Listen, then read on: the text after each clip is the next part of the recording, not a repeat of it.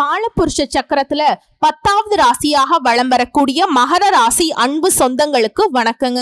உங்களை பொறுத்த வரைக்கும் ஆயுள் காரகன், தொழில் காரகன்னு சொல்லக்கூடிய சனீஸ்வர பகவானை அதிபதியாக கொண்டவங்க. இதனாலேயே எல்லாரும் சொல்றது என்னன்னாக்கா, இவங்களுக்கு வாயில தான் சனின்னு சொல்லுவாங்க. ஏன்னா பேச்சு பாத்தீங்கன்னா வெளிப்படையா பேசி விட்டுருவீங்க, யாருன்னு பார்க்கவே மாட்டீங்க. உண்மைய உடைச்சு பேசுறதுல மகரத்தை அடிச்சுக்கிறதுக்கு ஆளே கிடையாது. யார்கிட்டையுமே இந்த ஜால் அடிக்கிற பழக்கம் சுத்தமா கிடையாது. இதனாலேயே இவங்க எல்லாம் இந்த கலியுகத்துல வாழ்றதுக்கு அன்ஃபிட்னு சொல்லக்கூடிய அளவுக்கு தான் எல்லாரும் இவங்கள சொல்லுவாங்க, ஒதுக்கியும் வைப்பாங்க. உணர்ச்சி வசப்பட்டு பேசுறதுல மகரத்தை அடிச்சுக்கிறதுக்கு ஆளே கிடையாதுங்க. பட்டு படார்னு பேசிடுவாங்க. நீங்க தெரிஞ்சவங்களோ தெரியாதவங்களோ, கூட பிறந்தவங்களோ பெத்தவங்களோ யாரா வேணா இருங்க, நெருங்கிய உறவு, பெத்த பிள்ளைகளாகவே இருக்கட்டும், கட்டின உறவுகளாகவே இருக்கட்டும், தப்புனா தப்புதான், புரியுதுங்களா? தேங்காய் உடைச்ச மாதிரி பேசிடுவீங்க. யாருக்குமே அடிபணிஞ்சும் வாழ மாட்டீங்க. உண்மையா இருந்தாங்கன்னா கால்ல கூட விழுந்துருவாங்க. இவங்க மேல தப்பு இருந்துச்சுன்னா தலைய நீங்க வெட்டுறன்னு சொன்னா கூட பரவாயில்ல, தலைய கூட வெட்டிக்கோ, ஆனா உண்மைக்கு புறம்பா நான் எதையும் பண்ண மாட்டேன். இதுதான் மகரம். அட ரொம்ப கரெக்டான ஆளுங்க, ஏகபோக வாழ்க்கை வாழ்வாங்களே அப்படின்னா அதுவும் கிடையாதுங்க. அப்போ நல்லா ஜாலியா தனக்குன்னு ஒரு சமஸ்தானத்தை உருவாக்கி அதுல வாழ்ந்துட்டு இருப்பாங்களா அப்படின்னு கேட்டீங்கன்னா அதுவும் கிடையாது. எல்லாத்துலயுமே கரெக்டா இருக்கக்கூடிய நேரத்துல பாசம், நம்பிக்கை, இந்த ரெண்டு விஷயத்துல இவங்களுடைய எதிரிகள் ஒளிஞ்சிருக்காங்க. பாசமா பேசி கவிழ்த்துறாங்க, இல்ல ரொம்ப பார்த்தீங்கன்னா உண்மையா இருக்கிற மாதிரி நடிச்சு இவங்களை ஏமாத்துறாங்க. இவங்களை ஒரு போருக்கு பயன்படுத்தக்கூடிய ஈட்டி மாதிரி தன்னுடைய தேவைக்கு பயன்படுத்திக்கிறாங்க. ஒரு பிரச்சனையா இவங்களை முன்னாடி நிறுத்தி அவங்களோட பிரச்சனைய ஃபுல்லாத்தையும் சால்வ் பண்ணிக்கிறது. பின்னாடி இவங்களுக்கு ஒண்ணுமே தெரியாத மாதிரி அவங்க காரியம் சாதிச்சுக்கிட்டு போயிருவாங்க. இவங்களுடைய பிளஸ் என்னன்னாக்கா, யாருக்கும் பயப்பட மாட்டாங்க. இவங்க மைனஸ் என்ன அப்படின்னா அதுவும் அதுதாங்க. ஏன்னா இதை வச்சுதான் நிறைய பேர் இவங்க கிட்ட காரியம் சாதிச்சுக்கிறாங்க. இதெல்லாம் உண்மைன்னு நினைச்சா கமெண்ட் பாக்ஸ்ல பதிவிடுங்க. மகரத்துக்கிட்ட காரியம் சாதிக்க ஒரு வார்த்தை, ரெண்டு வார்த்தை அப்படியே உண்மையா இருக்கிற மாதிரி ஒரு கண்ணில் தண்ணிய வச்சுக்கிட்டு அப்படியே ஆக்டிங் கொடுத்துட்டா போதும். ஒரு கட்டத்துக்கு மேல பாசத்தால் அவங்க பண்றது தப்புன்னு தெரிஞ்சாலுமே மகரம் கண் கூட ஏமாறுவாங்க. குறிப்பா பண விஷயத்துல பல கோடிகளை இழந்திருப்பீங்க. உங்க தகுதிக்கேற்ற மாதிரி பல ஆயிரங்களாவது இழந்திருப்பீங்க. இல்லைன்னு உங்களால மறுக்க முடியுமா? சோ இப்படி பாசத்துக்கும் நேசத்துக்கும் பலியாகி ஒரு பலியாடு மாதிரி வாழ்க்கையை வாழ்ந்து கொண்டிருக்கக்கூடிய மகரத்திற்கு தலைப்பை பார்த்திருப்பீங்க. நீங்க நல்லாவே இருக்க கூடாதுன்னு சில உறவுகள் நினைச்சிட்டு இருக்காங்க இல்லைங்களா?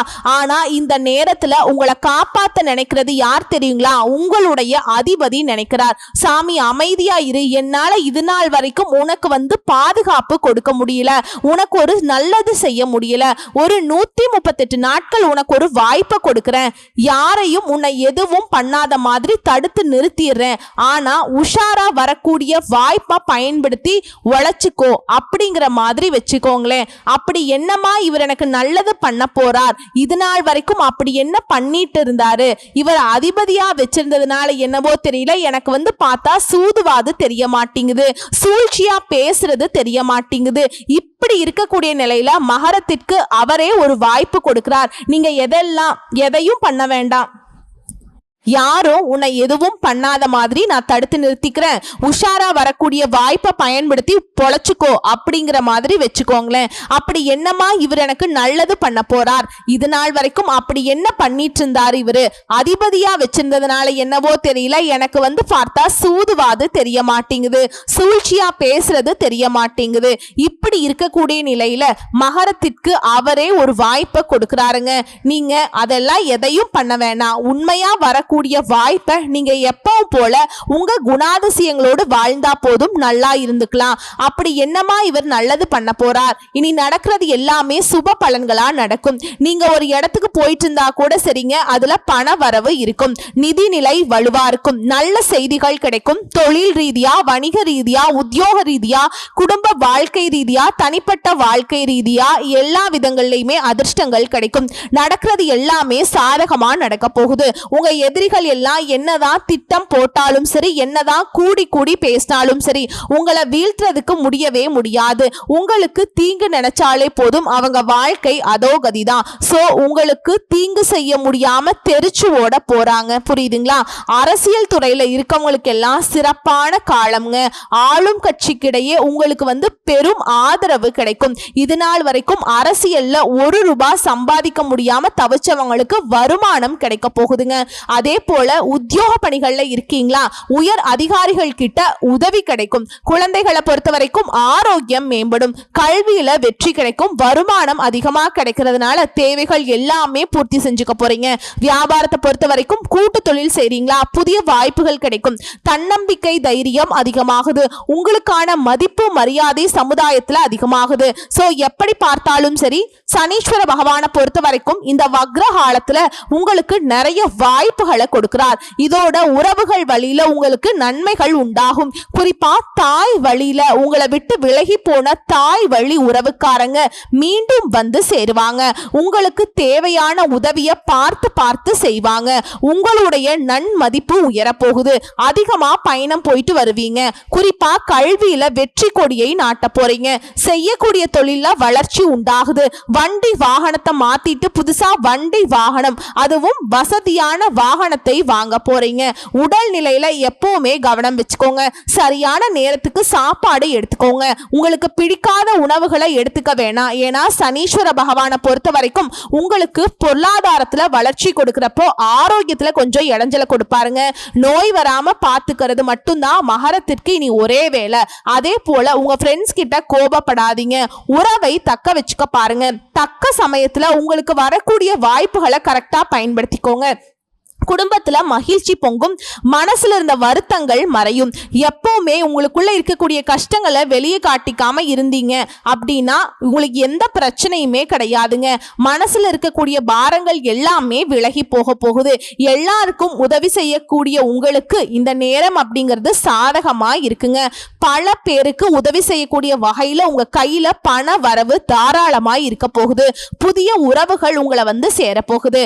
வருமானம் பெருகும். புதிய சேமிப்பு திட்டங்கள்ல ஈடுபடுவீங்க. அதே நேரம் இந்த விஷயத்தை மகரம் செய்யக்கூடாது. என்ன தெரியுங்களா, உங்களை பத்தின ரகசியங்களை யார்கிட்டையும் சொல்லக்கூடாது. அது எப்பேற்பட்ட உறவா இருக்கட்டும், பிளட்ல கலந்தா உறவா கூட இருந்துட்டு போகுதுங்க. அதை மட்டும் பார்த்துக்கிட்டீங்கன்னா உங்களுடைய எண்ணங்கள் அனைத்தும் நிறைவேறும். எல்லா விஷயங்கள்லையுமே நல்ல உயர்வு இருக்கும். அதே போல நேர்மறை எண்ணங்கள் அதிகமா வளர்த்துக்கோங்க. இது நடக்காது செய்யாது இந்த பேச்சுக்கெல்லாம் நீங்களும் நினைக்காதீங்க. யாராவது நினைச்சா கூட பக்கத்துல சேர்த்துக்காதீங்க. பங்கு வர்த்தகத்துல லாபம் குவியும். தொழிலையுமே அதிக லாபத்தை பார்ப்பீங்க. தந்தை வழி உறவுகளாலையுமே அனுகூலமான பலன்கள் உண்டு. உங்களை எதிர்த்தவங்க எல்லாம் இப்ப அடங்கி போவாங்க. தொழில ஏற்படுற இடையூறுகள் விலகுது. எதிர்பாராத இடங்கள்ல இருந்து பண வரவு கிடைக்குது. மனசுக்கு அமைதி உண்டு. நிம்மதியான தூக்கம் வரும். உடல் உபாதைகள் முழுமையா உங்களை விட்டு விலக போகுது. குடும்பத்துல மருத்துவ செலவுகள் ஏற்படுதுங்க. வெளியூர்ல இருந்து கூட உங்களுக்கு மகிழ்ச்சியான செய்திகள் சேரும். ஆன்மீக சிந்தனையோடு வாழ்க்கை நடத்த போறீங்க. உத்தியோகத்தில் இருக்கவங்களுக்கு விரும்பிய பணி உயர்வு கிடைக்கும். ஊதிய உயர்வு கிடைக்கும். மேல் அதிகாரிங்க உங்களை நம்பி நிறைய பொறுப்புகளை ஒப்படைப்பாங்க. உடலில் இருந்த சோர்வு, மனசுல இருந்த குழப்பங்கள் எல்லாமே மறையுது. தோற்றத்திலேயே ஒரு பொலிவு உண்டாகுதுங்க. கூட வேலை பார்க்கிறவங்க பகையை மறந்து நட்பு பாராட்டுவாங்க. அலுவலகத்துல நிறைய விஷயங்களை சிறப்பா கத்துக்க போறீங்க. வெற்றியும் அடைய போறீங்க. வியாபாரிகளை பொறுத்த வரைக்கும் போட்டியாவது ஒன்னாவது எல்லாத்தையும் ஒரு கை பார்க்க போறீங்க. பண விஷயத்துல உஷாரா இருந்துக்கோங்க. மற்றபடி சுகபோக வாழ்க்கைக்கு ஒரு குறையும் இருக்காது. அரசியல்வாதிகளுக்கெல்லாம் மேல் இடத்துல கணிசமான ஆதரவை பெறுவீங்க. தொண்டர்கள் மத்தியிலும் சரி நல்ல ஆதரவோடு இருக்க போறீங்க. விவேகத்தோடு செயல்பட்டு உங்க தேவைகள் எல்லாமே சாதிச்சுக்க போறீங்க. உங்க மனசு சொல்றத கேட்டு நடந்துக்கோங்க. மத்தவங்க யாராவது சொல்றாங்க அப்படின்னு சொல்லிட்டு கொஞ்சம் செவிசாய்த்தா கூட சரி உங்களுக்கு தோல்விதான் தொடரும். ஓகேங்களா? அதே போல கலைத்துறையில இருக்கவங்களுக்கு உங்களுடைய வேலைகள் அனைத்துமே சுமூகமா முடியும். உங்களை தேடி புதிய வாய்ப்புகள் வரும். உங்க திறமையை வெளிப்படுத்துவதற்கான அந்த வாய்ப்புகளை மட்டும் தவறவிடக் கூடாது. சின்ன வாய்ப்பா இருந்தா கூட சரி அதை பயன்படுத்த பெரிய வாய்ப்புகள் வரதுக்கு வாய்ப்புகள் அதிகமா இருக்குங்க. பொருளாதாரத்துல வசதிகள் மேம்படுது. பெண்மணிகளை பொறுத்த வரைக்கும் குடும்பத்தை குடும்பத்தார்கிட்ட விட்டு கொடுத்து நடந்துக்கோங்க, எல்லாரையும் அனுசரிச்சு நடந்துக்கோங்க. அப்புறம் பாருங்க, எதுவுமே உங்களுக்கு பாதகத்தை கொடுக்காது. படிப்பை பொறுத்த வரைக்கும் படிப்புலையுமே தெளிவான சிந்தனையோடு நல்ல மதிப்பெண்களை அள்ளி எடுக்க போறீங்க. நண்பர்கள் உங்களுக்கு உதவிகரமா இருப்பாங்க. விளையாட்டுலையுமே எதிர்பார்த்த வெற்றிகளை பெற முடியும். சோ இப்ப வரைக்கும் பார்த்தது மகர ராசிக்காரர்களுக்கு இந்த சனி பகவானுடைய வக்ரகதி காலம்ங்கிறது எப்படிப்பட்ட ஒரு சில வாய்ப்புகளை கொடுக்குங்கிறத பார்த்திருக்கோம். இதோட குறிப்பிட்டு ஒரு 15 விஷயங்களை நான் சொல்றேங்க. இந்த சனி பகவான் வக்ரகதி காலத்துல மகரத்துக்கு கொடுக்கக்கூடிய வாய்ப்பு என்னன்னா, 7 சனி விலகக்கூடிய காலமாக இருந்தாலும் மருந்து மாத்திரைன்னு அலைஞ்சிட்டு இருந்த உங்களுக்கு இனி ஆரோக்கியத்துல குறைவு இருக்காது. கோர்ட் கேஸ் வழக்குகள்ல வெற்றிங்க. கடன் பிரச்சனையிலிருந்து நல்லதொரு தீர்வு தேடி வரும். குடும்ப விஷயங்கள்ல உங்களுடைய முக்கியத்துவம் அதிகமாகும். இரண்டாவது விஷயம், குடும்பத்துல மகிழ்ச்சி நிறைந்திருக்க போகுது. அழகிய வாரிசு உருவாகும். திருமணத்துக்காக காத்துட்டு இருக்கீங்களா? உங்களுக்கு நல்ல தகவல்கள் வரும். பலருக்கு சொந்த வீடு கனவுகள் நனவாகும். அதுக்கெல்லாம் வாய்ப்பே இல்ல ராஜா, 10 பைசா கையில இல்லைன்னு சொன்னா கூட சரி, கடன் பட்டாவது சொந்த வீட்டுல குடியேறுவீங்க. 3வது விஷயம், பேச்சுல கவனமா இருங்க. யார் என்ன செஞ்சாலும் சரி, யார் என்ன பேசினாலும் சரி, தலை குனியாம தலை நிமிர்ந்து நில்லுங்க. உங்ககிட்ட ஒரு தப்பும் கிடையாது. நீங்க எடுத்த காரியங்கள்ல ஏதாவது ஒரு வகையில தடைபட்டாலும் தாமதப்பட்டாலும் கடைசியில் அது நல்ல நிலையில நடந்தே முடியும். நீங்க தொட்டதெல்லாம் துலங்கும். பெண்களை பொறுத்த வரைக்கும் உடல் நலன்ல மேன்மை இருக்கு. இடுப்பு வலி, மூட்டு வலி எல்லாமே சரியாகுது. அதே போல பிறந்த வீட்டு பிரச்சனைகள் எல்லாமே ஒரு நல்ல தீர்வுக்கு வருங்க. கோர்ட்டு கேஸ் வம்பு வழக்குகள் ஏதாவது இருந்தா கூட அது தீர்ந்து போகுது. 5வது விஷயம், நல்ல வேலை கிடைக்கும், பதவி உயர்வு கிடைக்கும், நல்ல சம்பளம் கிடைக்கும், மனசுக்கு பிடிச்ச இடமாற்றம் கிடைக்கும். ஒட்டுமொத்தமா உங்களுக்கு வரக்கூடிய வாய்ப்புகள்ங்கிறது உங்களுக்கு உயர்வை தான் கொடுக்க போகுது. பண வரவு இருக்குது. பங்கு சந்தையில கவனமா இருந்துக்கோங்க. பெண்களை பொறுத்த வரைக்கும் புதிய தொழில் வாய்ப்புகள் கிடைக்குது. இணையதளங்கள் மூலம் புதிய தொழில்களை தொடங்க போறீங்க. தொட்டது எல்லாமே தொடங்கும். பெண்களை பொறுத்த வரைக்கும் அமோகமான வளர்ச்சியை இந்த காலகட்டம் கொடுக்க போகுது. 7வது விஷயம், புதிய கடன் விஷயத்துல மட்டும் கவனமா இருக்கணும். யாருக்குமே ஜாமீன் கையெழுத்து போடக்கூடாது. நிறைய பயணங்கள் போகக்கூடாது.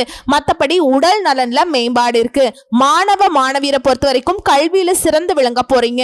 8வது விஷயம், பூர்வீக சொத்தை மாத்தி அமைக்க போறீங்க. பிள்ளைகளுடைய உயர் படிப்புக்காக வெளியூர் வெளி மாநிலம் செல்வீங்க. திருமணத்திற்காக அதிகமா செலவு செய்வீங்க. 9வது விஷயம், அந்தஸ்து உயருது. சமுதாயத்துல சொத்து விவகாரங்கள்ல கவனமா இருந்துக்கோங்க. 10வது விஷயம், சில நேரங்கள்ல சில விஷயங்கள்ல பொருள் விரயம் ஏற்படுறதுக்கு வாய்ப்பு இருக்கு. அதனால உஷாரா இருந்துக்கோங்க.